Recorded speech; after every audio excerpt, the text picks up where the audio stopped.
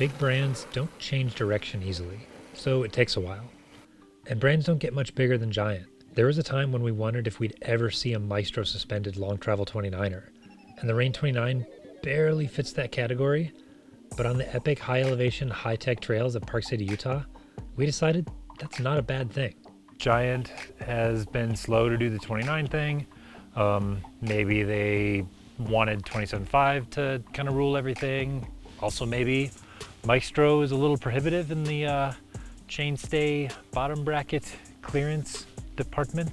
Yeah, that lower kind of like bottom bracket yoke area is a bit complicated for the Maestro link, and I think that's been one of their hesitations for going with the big wheels, just not being able to get it short enough in the stays.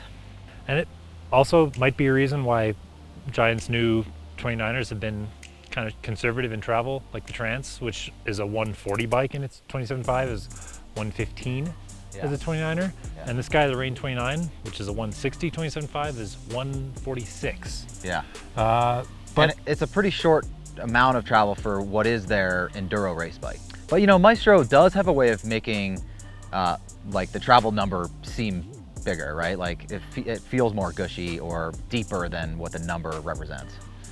And then when we say for its category, I mean, what's a category? Like, what's a category anyway? Yeah, totally. Pose a good question there, right? Because we're all over the place right now. Yeah. Yeah. And I mean, sure, this is what a Giant racer would be racing in an enduro race, but on the trail for people like me who is never gonna race, like I thought it made for a pretty cool package. Yeah. Relatively aggressive geo numbers, 65 head angle. Yep. 76.8 seat tube angle. Yeah. Yeah, it's nice to have that steep seat angle, as we harp on about every bike. But yeah, I mean, it really helps out that climbing position. And this bike, in a size large, has a quite long reach of like 493. Mm-hmm. And it does help, you know, with the steeper seat angle does help get you forward on the climbs to get over that front wheel a bit. While we're on that topic, the medium is a 455 reach. It goes from 455 to 493, which Yeah. is a massive jump. It's a lot of millimeters in between those two. Yeah, it feels like there's going to be people. I mean, I personally felt like I needed a size in between. It could have been every other angle and measurement could be the same, just a slightly shorter reach in between. Exactly, yeah. That's all I was thinking too. Yeah. But And I did get on it and felt comfortable right away. I didn't feel like it was too stretched out, but I noticed it. That was the thing, right? Right away, I was like, oh, it's a little longer than usual.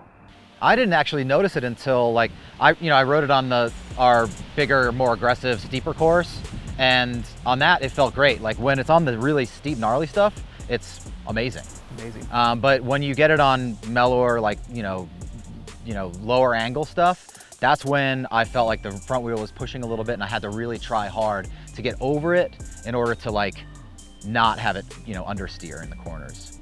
So what that combination made for me on the trail, that combination of moderate travel, long, aggressive geo, was something that I felt, and I don't know how to compare it, I don't know which bike to compare it to, but the Yeti SB150 or maybe SB130, of something that has the chassis and the platform that will keep you upright and keep you straight, but enough support that you can really goof around on it.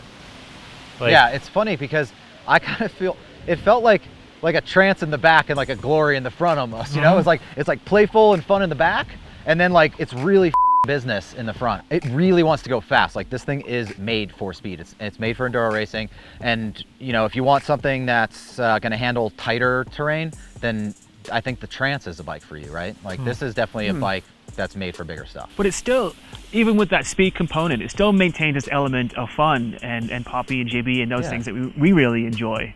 Right? It doesn't go away with the speed. It's always there. Yeah, and I think a lot of that is in that rear end. It feels like it is springy and poppy and stuff, all while being pretty, you know, like supple enough, right? I didn't feel a loss in traction. I thought it was fantastic climbing. The small bump sensitivity was some of the best we had in the test. Yeah. On the climb. It went up so well, and it just made those small rocks and roots just disappear underneath it. And I thought, right, this is really good. Yeah, the characteristics, early, mid, and late stroke seemed really well chosen. that you always had something to push against when you were climbing or descending. But then it stayed really sensitive off the top. I mean, we had a mix between long, smooth, just get to the top, I don't really care if I'm having fun on the climbs, and a couple of punchy bits here and there. Yeah. And to me, it made sense equally well in both settings.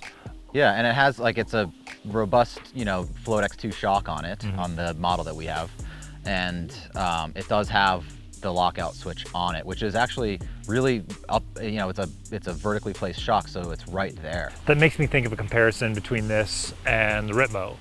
I mean, really similar travel numbers, but there's something about the Ripmo that it's where we got the term hover bike from. Like it really floats over stuff, whereas this one, I think, it airs more on the supportive side, which I don't necessarily think is going to be a bad thing for everyone. Not at all. Yeah. No. Not an easy thing to pull off, the Giant Rain mixes forgiving geometry with lively suspension, and it works, often just as well as the boutique brand bikes we compared it to. But once we started comparing price points, we had to ask some hard questions. When I was calling out its playfulness on the descents, one factor there was that it's, I'm going to say, relatively light. I mean, when we weighed it, it wasn't like, it's still 31 pounds. Yeah. But it's light underfoot. A lot of that comes from the spec. This one has Giant's carbon wheels.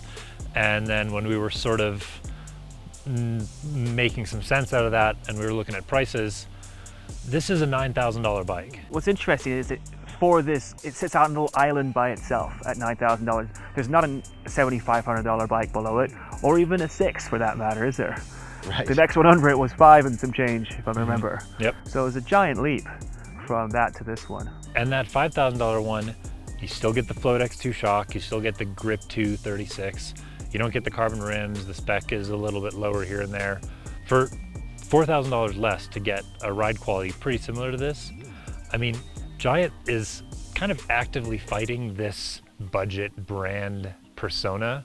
Like, I've complimented them on it, and they've been like, it's really not what we're trying to do. And it's like, but maybe they should, like, because that 5K one, you get a lot for the money. If you want the ultimate combination of playfulness and capability, the spared few expenses build in the Advance Pro Zero is hard to beat. Though most of us would probably opt to save some cash and get the Advance Pro 1. It's still a well-spec'd way to split the difference between trail and enduro while getting the best of each. We've got the full review and the rest of the Bible videos at bikemag.com.